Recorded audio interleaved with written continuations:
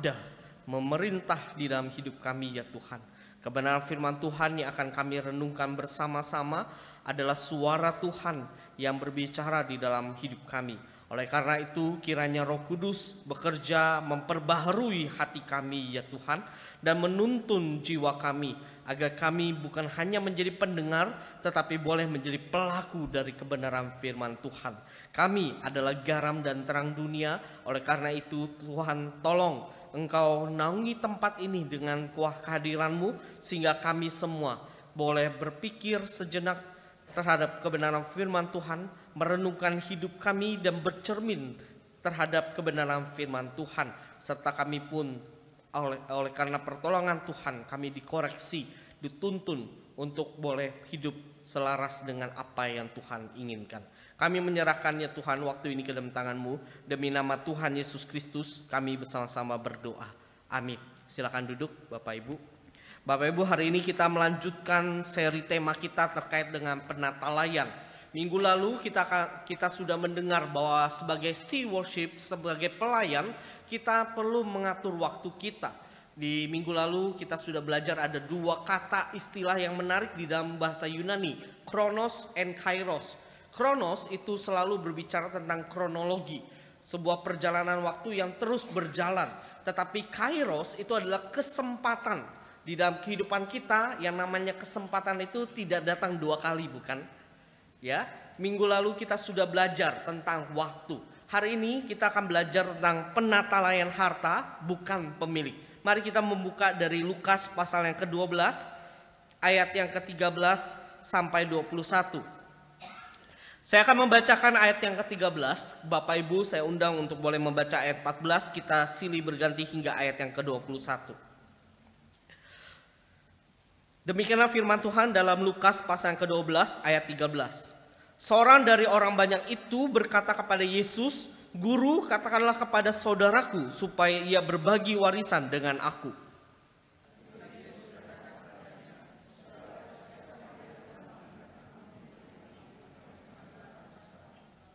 Katanya lagi kepada mereka, "Berjaga-jagalah dan waspadalah terhadap segala ketamakan. Sebab walaupun seorang berlimpah-limpah hartanya, hidupnya tidaklah berasal dari kekayaannya itu."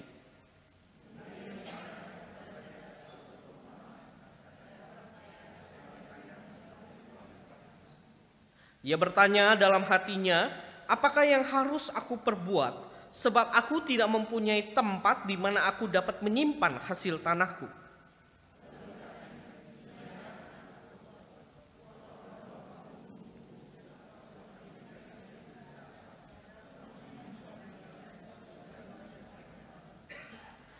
Sesudah itu aku akan berkata kepada jiwaku, "Jiwaku, engkau memiliki banyak harta, tertimbun untuk bertahun-tahun lamanya.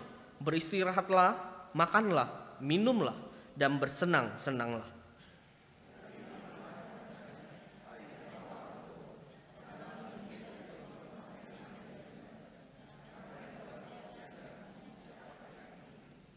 Demikianlah jadinya dengan orang yang mengumpulkan harta bagi dirinya sendiri, tetapi tidak kaya di hadapan Allah. Bapak Ibu yang terkasih dalam Tuhan, ada orang-orang di sekitar kita yang pernah berkata seperti ini mungkin. Bapak Ibu, ada yang berkata seperti ini, "Kalau kamu miskin berarti kamu belum diberkati. Tanda diberkati itu adalah menjadi kaya." Saudara pernah mendengar kalimat ini? Saudara pernah mendengarkan kata-kata yang mengatakan kalau saudara miskin, saudara belum diberkati oleh Tuhan. Sebagai orang Kristen, Allah itu kaya, maka orang Kristen itu harus kaya. Saudara pernah mendengarkan itu? Saudara mungkin juga ada yang mengatakan begini, hati-hati ya, jangan jadi orang kaya. Ingat, firman Tuhan bilang apa? Sukar bagi orang kaya masuk kerajaan sorga. Saudara perhatikan dua kalimat ini berbeda. Ada orang yang mengatakan bahwa kamu harus menjadi kaya karena Allah itu kaya. Tetapi ada orang yang mengatakan jangan jadi orang kaya karena sukar menjadi untuk masuk ke kerajaan surga. Saudara, dua kalimat ini membuat kita bertanya-tanya kan, apakah orang Kristen tidak boleh menjadi kaya raya? Dan atau pertanyaan selanjutnya, apakah saya miskin karena Tuhan tidak memberkati? Saudara, saya ingin mengklarifikasi kalimat-kalimat ini yang seringkali terdengar di dalam kehidupan orang Kristen masa kini. Saudara, saya mau mengatakan bahwa berkat Tuhan itu bukan selalu berbicara tentang kaya. Saudara, berkat Tuhan itu bukan selalu berbicara tentang menjadi kaya. Jadi salah sekali kalau orang mengatakan bahwa kalau kamu belum menjadi orang kaya, kamu belum diberkati oleh Tuhan. Saudara, kenapa hal itu salah? Saudara, waktu saya membaca di dalam 2 Korintus pasal yang ke-8, saudara, kita akan terkejut. Bagaimana Tuhan sebenarnya justru memberkati jemaat Makedonia. Di dalam 2 Korintus pasal yang ke-8 dikatakan seperti ini. Saudara-saudara, kami hendak memberitahukan kepada kamu tentang anugerah yang diberikan kepada jemaat-jemaat di Makedonia. Perhatikan, anugerah yang diberikan. Berarti Tuhan memberkati jemaat-jemaat di Makedonia. Tetapi ayat yang kedua, 2 Korintus pasal yang ke-8 ayat yang kedua dikatakan begini. Selagi dicobai dengan berat dalam penderitaan, sukacita mereka meluap dan meskipun mereka sangat miskin. Mereka sangat miskin. Saudara, jemaat Makedonia dikatakan sangat miskin tetapi mendapatkan berkat Tuhan. Maka saudara, salah sekali kalau kita beranggapan bahwa tanda diberkati oleh Tuhan adalah menjadi kaya. Tetapi saudara, pemikiran yang juga salah adalah, kalau orang Kristen tidak boleh menjadi orang kaya. Kenapa itu salah? Saudara, di dalam Alkitab kita juga Tuhan itu menunjukkan orang-orang beriman yang memang kaya raya. Contoh siapa? Abraham. Contoh siapa? Ayub. Contoh siapa? Kalau di dalam perjanjian baru ada seorang perempuan, Lydia namanya. Saudara, ini adalah orang-orang kaya yang memang diberkati oleh Tuhan. Dan Tuhan izinkan kekayaan itu. Nah saudara, kalau demikian, kalau kita sebenarnya tidak salah menjadi orang kaya, tetapi juga kita memaknai kalaupun kita tidak kaya tidak apa-apa, Tuhan pasti tetap memberkati kita. Lalu apa permasalahannya? Apa yang perlu kita lakukan di dalam kehidupan kita yang memiliki harta ini? Saudara, saya ingin mengajak kita melihat di dalam Lukas pasal ke-12 ini. Saudara, Lukas pasal ke-12 dikatakan begini. Seorang dari orang banyak itu berkata kepada Yesus, "Guru, katakanlah kepada saudaraku supaya ia berbagi warisan dengan aku." Jadi ada satu orang di antara banyak orang yang berkata kepada Yesus, "Guru." Saudara, kata guru di dalam bahasa Yunani itu adalah didaskale atau didaskalo ya. Yesus disebut guru pada saat itu. Yang berarti bahwa orang-orang pada saat itu memandang Yesus sebagai seorang rabi yang dihormati. Dia adalah rabi yang mana rabi itu biasanya sering menyelesaikan perselisihan tentang warisan. Jadi orang banyak itu memandang Yesus bukan sebagai orang biasa, tetapi dia adalah guru, dia adalah rabi. Dan memang tugas seorang rabi itu sering menyelesaikan permasalahan atau perselisihan tentang warisan. Karena peraturan warisan itu muncul di dalam kitab-kitab Taurat. Atau di dalam bilangan ulangan, kalau Bapak Ibu membaca, akan ada bagian-bagian tertentu berbicara tentang warisan di dalam kehidupan orang Israel. Saudara, tetapi menariknya meskipun ada orang yang mengatakan, "Guru, katakanlah kepada saudaraku supaya ia berbagi warisan dengan aku." Apakah Yesus menyelesaikan masalahnya? Di dalam Lukas pasal 12 ayat 14 dikatakan, Yesus berkata kepadanya, "Saudara, siapakah yang telah mengangkat aku menjadi hakim atau penengah atas kamu?" Saudara, Yesus tidak menjawab iya kepada seorang ini. Yesus justru menolak untuk berpihak pada saat itu. Dan Yesus lebih memilih untuk memberikan peringatan mengenai ketamakan yang dapat merusak hubungan keluarga. Saudara, kalau kita mau jujur di dalam kehidupan kita, ataupun juga kita melihat keluarga besar kita, ataupun kita melihat di sinetron-sinetron, saudara, berapa banyak keluarga yang hubungannya rusak karena harta? Saudara, banyak keluarga-keluarga yang rusak itu karena harta warisan. Oleh karena warisan, hubungan yang tadinya erat menjadi renggang. Yang tadinya erat menjadi rusak. Pembagian warisan yang tidak adil, ataupun juga merasa ini sebenarnya bagian saya. Karena sudah merawat orang tua begitu hebat, begitu luar biasanya. Lalu meminta dan mengharap warisan lebih banyak lagi.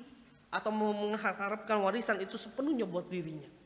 Saudara, berapa banyak keluarga yang rusak karena ketamakan. Dan Yesus pada saat itu menolak untuk berpihak kepada seorang yang meminta kepada Yesus untuk membelanya. Yesus menolak untuk berpihak. Dan Yesus lebih memilih untuk memberikan peringatan. Oleh karena itulah Yesus melanjutkan dengan sebuah kalimat begini. Katanya lagi kepada mereka, berjaga-jagalah dan waspadalah terhadap segala ketamakan, sebab walaupun seorang berlimpah-limpah hartanya, hidupnya tidak berasal dari kekayaannya itu. Saudara perhatikan, Yesus tadinya sedang ngobrol dengan seorang ini di antara orang banyak. Meresponi satu orang ini yang memohon kepada Yesus untuk membelanya. Tapi di ayat yang ke-15, waktu Yesus sudah menolak, ayat 15 dikatakan, kata Yesus kepada banyak orang. Jadi perkataan ayat 15 ini bukan hanya ditujukan kepada seorang ini, tetapi ditujukan kepada banyak orang termasuk kita yang hadir saat ini. Yesus berkata seperti ini, berjaga-jagalah, waspadalah terhadap segala ketamakan. Saudara, kata waspadalah di dalam bahasa Yunani itu memakai kata kerja present imperatif, sebuah perintah untuk terus-menerus waspada terhadap ketamakan. Jadi Yesus meminta kepada semua orang termasuk kita waspada nih terhadap segala ketamakan.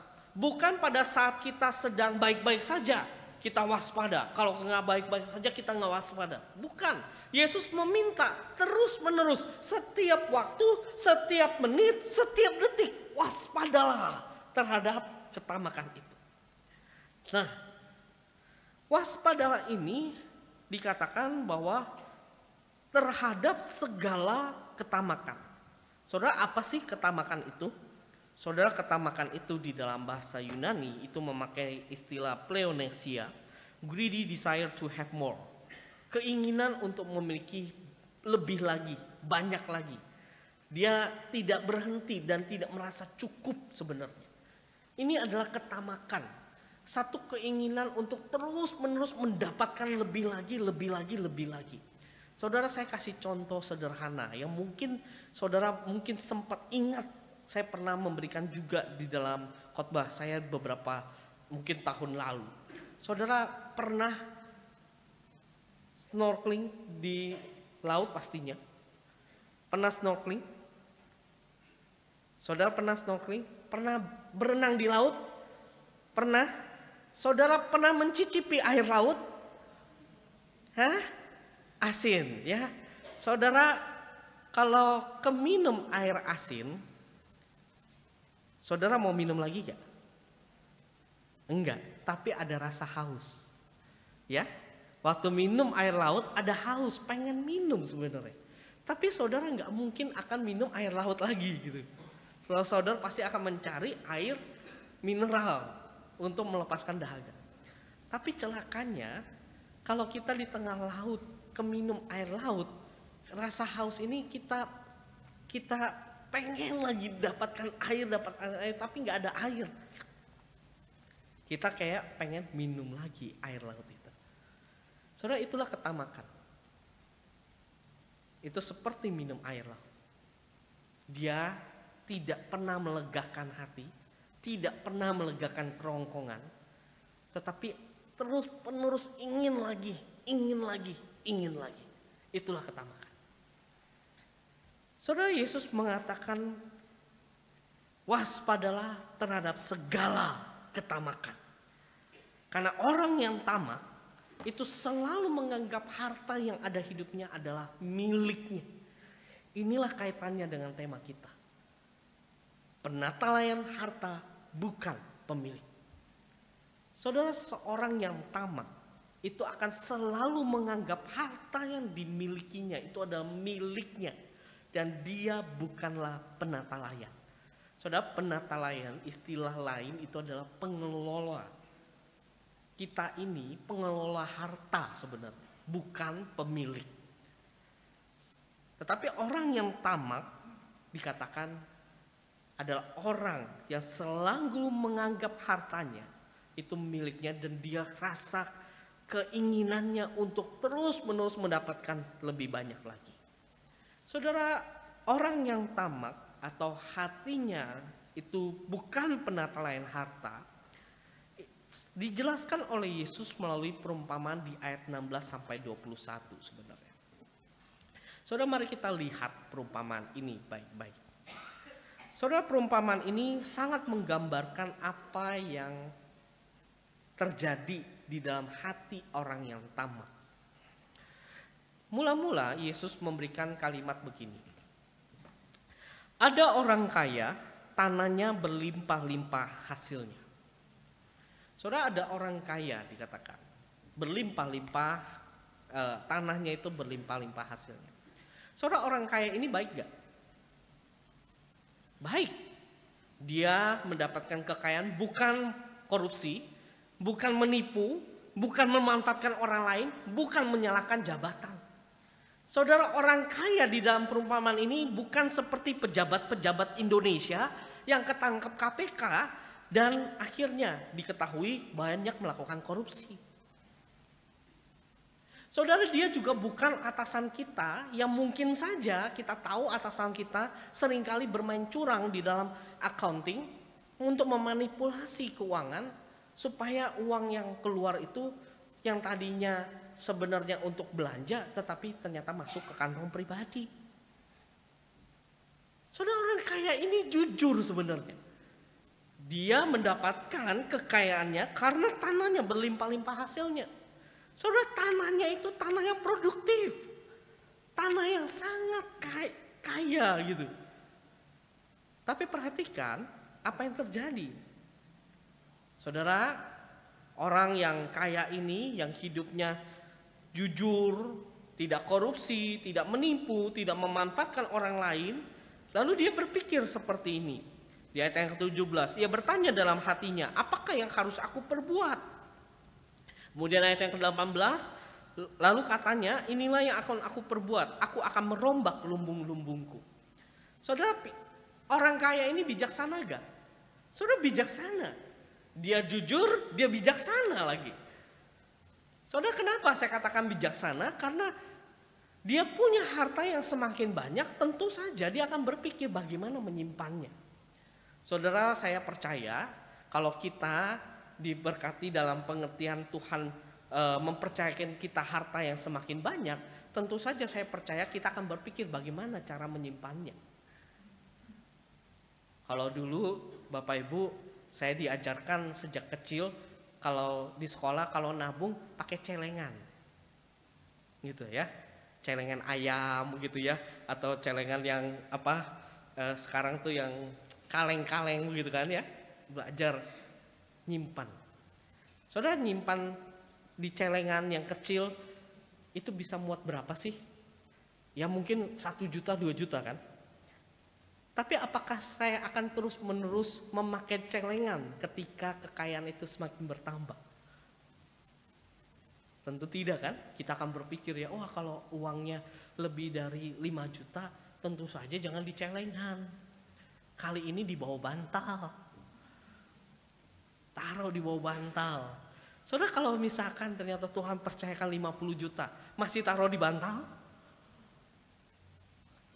Ya sebagian lah ya. Sisanya kemana? Kita akan berpikir ke bank. Saudara, orang kaya ini juga bijaksana. Dia tadinya mungkin mendapatkan kekayaan yang masih sedikit. Mungkin dia masih pakai celengan, mungkin saudara. Tapi dengan bertambahnya banyak, dia akan berpikir. Dan dia bijaksana, oh kalau begitu dia akan merombak lumbung-lumbungnya.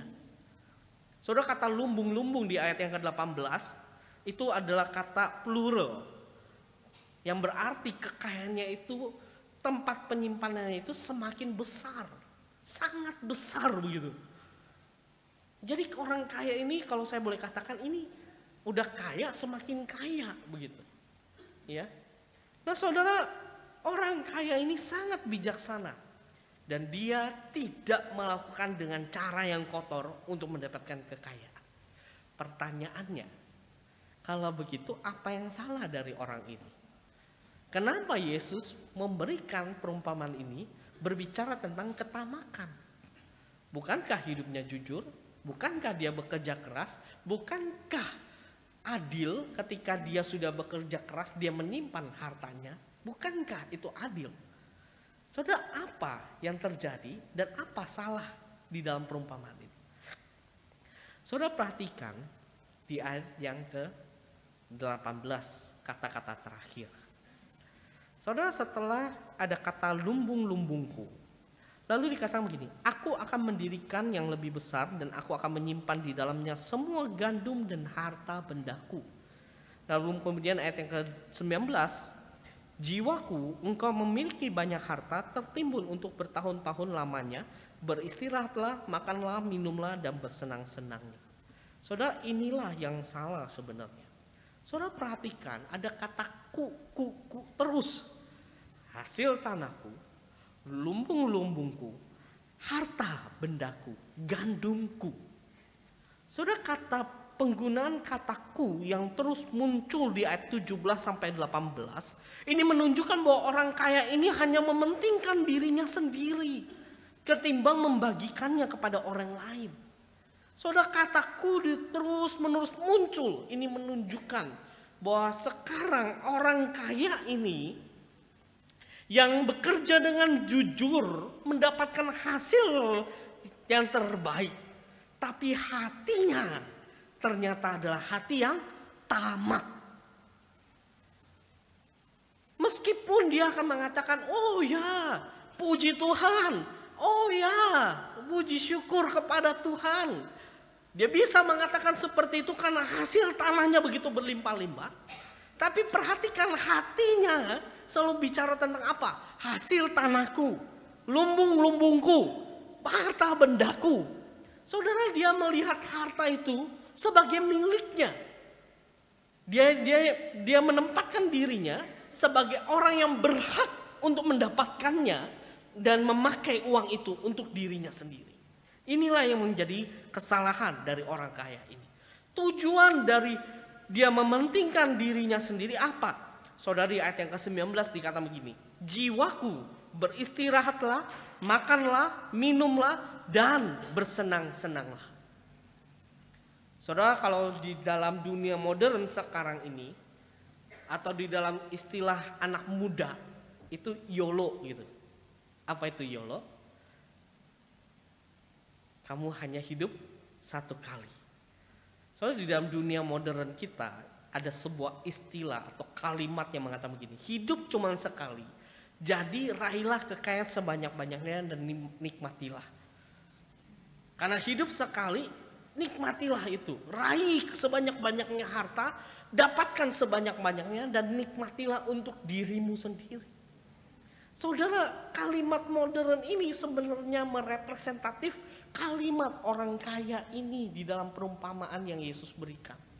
Jiwaku, beristirahatlah, makanlah, minumlah, dan bersenang-senanglah.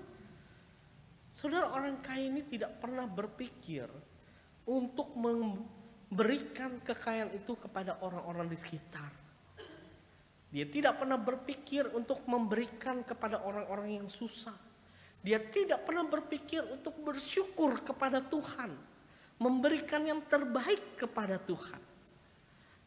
Saudara, orang ini adalah orang yang tamak, yang pada intinya dia menyimpan kekayaan yang diberikan oleh Tuhan hanya untuk kepentingan pribadi. Saudara, ini perumpamaan ini kalau kita baca tentu saja menjadi cerminan bagi kita. Kalau orang kaya ini bekerja dengan jujur tetapi punya hati yang tamak, Dan ketamakan itu adalah dia akan selalu melihat harta itu menjadi miliknya. Saudara, pertanyaannya buat kita, apakah hati yang tamak itu muncul di dalam hidup kita? Bagaimana kita memandang harta kita? Bagaimana kita mengatur keuangan kita? Apakah uang atau harta yang kita miliki selama ini hanya untuk diri kita sendiri? Atau hanya untuk kepentingan diri kita sendiri? Saudara, berapa banyak harta di dalam hidup kita hanya untuk kepentingan diri kita sendiri? Saudara, ini yang menjadi satu pembelajaran bagi kita. Saudara, ketika saya mempersiapkan khotbah ini, saya teringat dengan sebuah cerita yang pernah saya juga sampaikan di gereja lain. Saudara, ada seorang pencuri, dia masuk ke toko emas. Saudara, emas hari ini kalau 100 gram itu kira-kira berapa? Ada yang tahu? Ya, emas harganya makin naik ya belakangan ini katanya. 100 gram saya cek ya di melalui website begitu ya. 100 gram itu kurang lebih sekarang 190 juta. Saudara, pencuri ini dia masuk ke toko emas, lalu dia lihat ada emas 100 gram yang asli. Lalu dia taruh emas yang palsu di sampingnya. Kemudian yang namanya emas biasanya juga ada label harganya gitu, label harganya. Saudara, yang asli itu 190 juta. Kemudian pencuri ini taruh emas palsu, lalu dia kasih label harga 19 juta. Dan tidak berhenti sampai di situ, pencuri itu menukar labelnya. Menukar labelnya. Yang asli, yang tadinya harga 190 juta, sekarang berlabel 19 juta. Sedangkan yang palsu, ya, yang palsu itu harganya 190 juta. Saudara, pencuri ini ketika dia sudah menukarkan label harga, lalu dia pergi. Dia tidak ambil emas. Dia pergi begitu saja. Keesokan harinya toko ini dibuka, saudara. Toko ini dibuka dan biasanya ada orang-orang yang datang untuk mau membeli. Saudara, waktu pembeli datang, saudara, mana yang kira-kira dia lihat? Yang asli atau palsu? Dia mau beli yang mana? 19 juta atau 190 juta? Saudara, kalau disuruh pilih, Bapak Ibu, pilih mana? Beli yang 19 juta atau 190 juta? 19? Palsu loh. Asli ya. Saudara, saya percaya kebanyakan orang yang tahu harga emas, dia akan tetap memilih 190 juta. Karena rasanya tidak mungkin emas yang 100 gram murni itu dijual dengan harga 19 juta. Maka orang berbondong-bondong melihat ini emas yang asli, padahal emas yang palsu. Pasti ini yang asli, bukan yang ini. Karena beda harganya, jauh sekali. Maka orang berbondong-bondong melihat ini yang asli, sedangkan ini yang palsu. Saudara, apa yang saya mau berikan di dalam cerita ini? Saudara, sebagai penata layan harta, kita bisa menjadi penata layan harta yang asli atau penata layan yang palsu. Seorang penata layan yang asli, dia akan selalu memiliki harta dan dia mengatur hartanya untuk menolong orang lain. Dia memberikan ke gereja, mempersembahkan uang itu kepada Tuhan karena dia tahu bahwa dia adalah penata layan, dia bukan pemilik. Dia mempersembahkan dengan jujur, dengan tulus apa adanya kepada Tuhan. Bahkan dia bisa memberikan segala-galanya. Waktu ada orang susah, penata layan harta yang asli, dia tidak mementingkan dirinya sendiri. tetapi dia membagikan hartanya itu kepada orang susah, agar orang susah itu tetap bisa survive di dalam kehidupannya. Penata layan harta yang asli, dia juga bukan memikirkan dirinya, tetapi dia memikirkan keluarga besar. Tetapi penata layan harta yang palsu, saudara, dia akan selalu memikirkan dirinya sendiri. Mobil yang mewah, rumah yang mewah. Kalau dia datang ke gereja, dia mendengarkan adanya kebutuhan-kebutuhan gereja, yang dia pikirkan adalah begini. Di gereja mah banyak orang kaya, biar yang lain aja. Saya mah gak perlu memberikan yang terbaik. Saudara, kalau berpikir demikian, bukankah itu adalah penataan harta yang palsu? Karena penataan harta yang asli tidak pernah terpaut kepada orang lain. Di dalam dirinya dia sadar dia ada pengelola.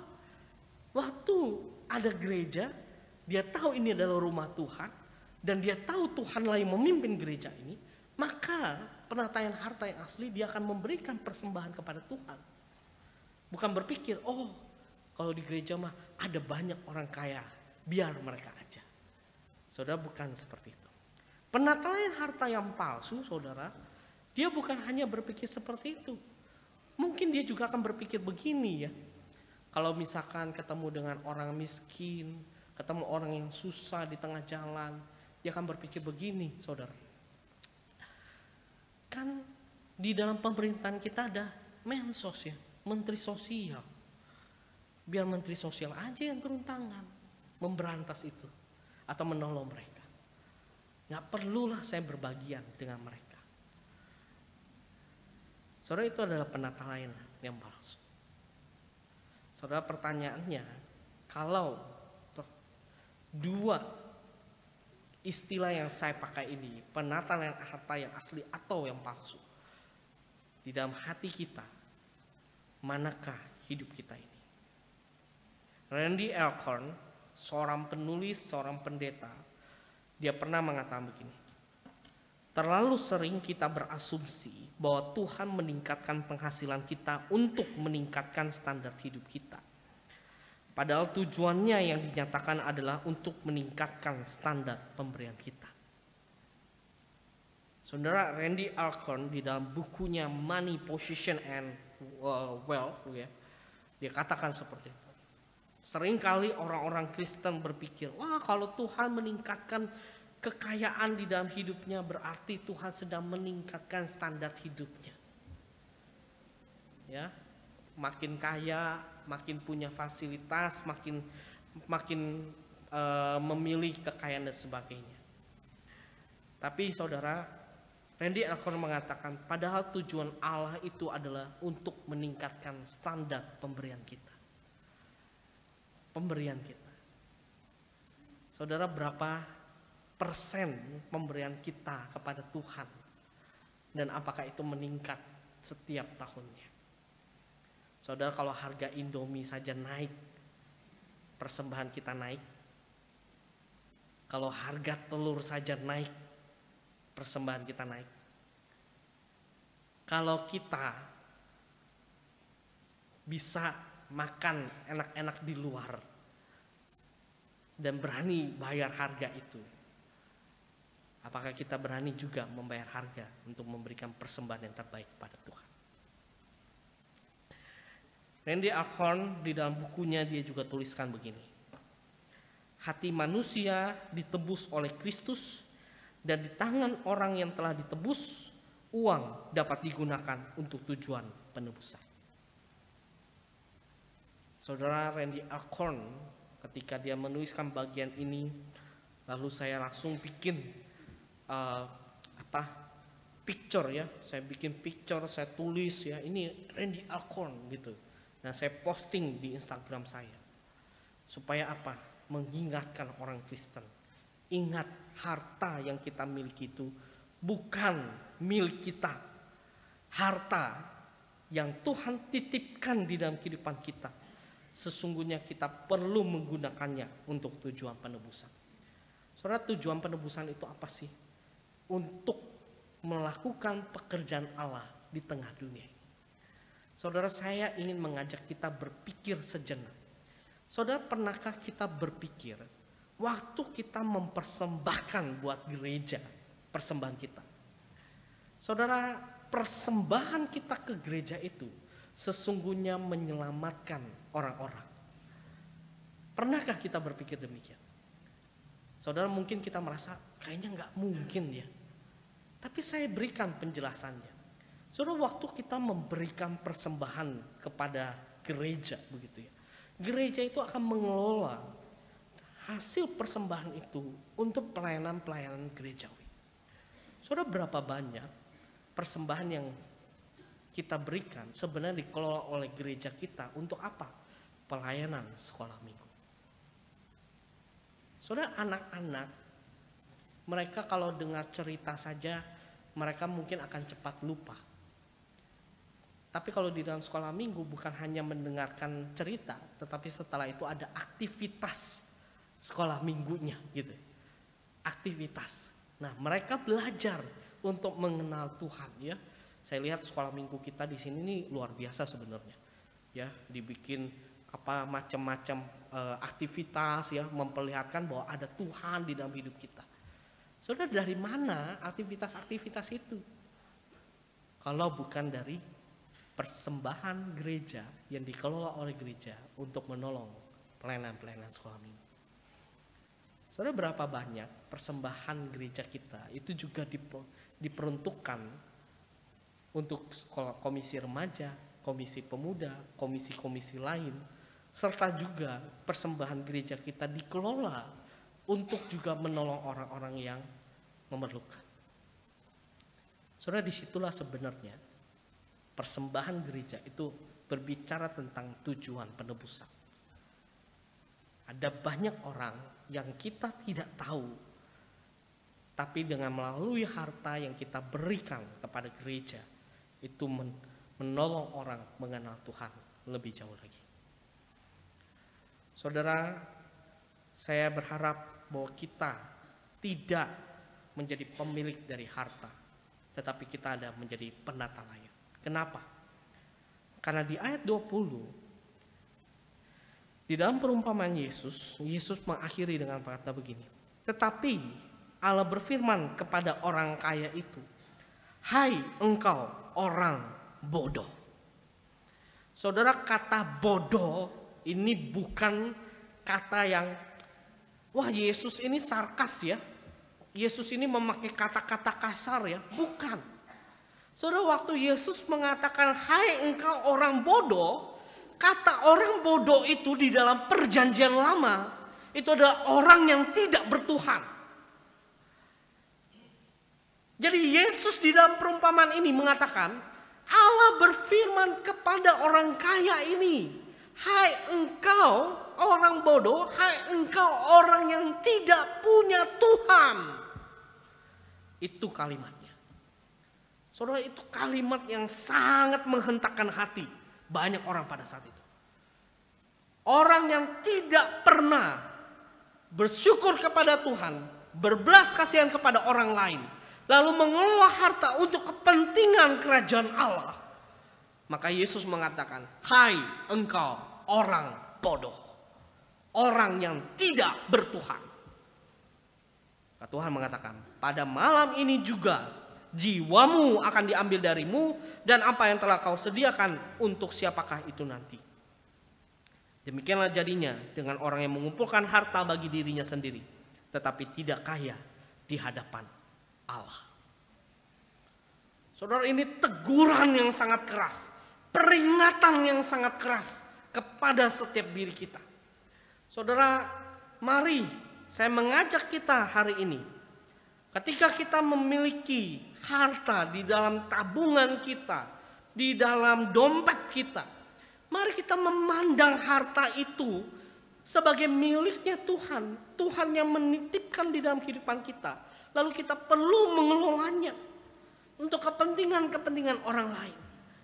Saudara, mari kita atur keuangan kita supaya kita tidak menjadi orang yang tamak. Kita atur, kalau ada orang yang susah, mari kita berikan itu. Kalau ada pekerjaan Tuhan, mari kita berikan itu. Kalau ada kebutuhan-kebutuhan di dalam ladang-ladang misi. Mari kita berikan itu. Dengan memberikan seperti itu, yang tentunya kita berikan dengan tulus kepada Tuhan. Kita adalah penata layan yang baik. Penata layan harta yang baik. Pada akhirnya Tuhan tidak mengatakan, hai engkau orang bodoh. Tetapi mari masuklah ke dalam rumahku. Saudara, kiranya Tuhan menolong kita. Amin. Mari kita berdoa.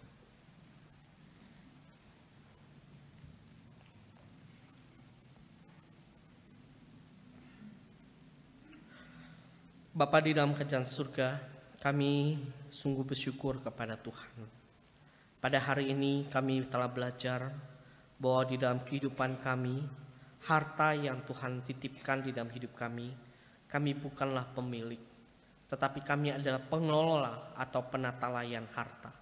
Kami mau belajar ya Tuhan untuk memiliki jiwa seorang penata layan yang baik, di mana harta yang kami miliki kami boleh atur sedemikian rupa dan tentu saja kami gunakan untuk pekerjaan Allah.